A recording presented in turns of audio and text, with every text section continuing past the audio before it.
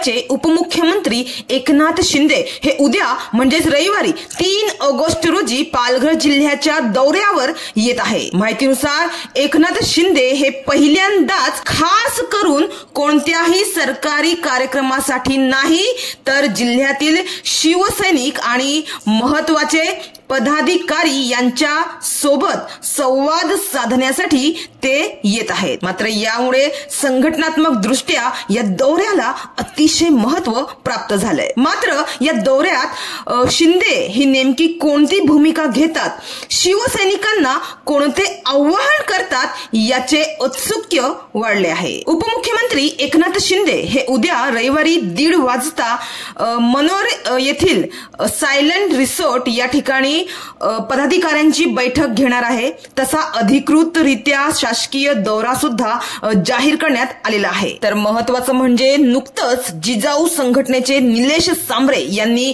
आपल्या कार्यकर्त्यांसह शिवसेनेमध्ये प्रवेश केलाय। मात्र यानंतर उपमुख्यमंत्री शिंदे यांच्या उपस्थितीत जिल्ह्यातील दुसऱ्या पक्षातील काही महत्त्वाचे पदाधिकारी कार्यकर्ते सुद्धा यावेळी प्रवेश करू शकतील अशी शक्यता व्यक्त करण्यात येत आहे। एकूणच शिंदे या बैठकीत कोणती भूमिका घेतात, शिवसैनिकांना काय आव्हान करतात याकडे सर्वांचं लक्ष लागलंय आणि हे तर या बैठकीनंतरच समोर येणार आहे।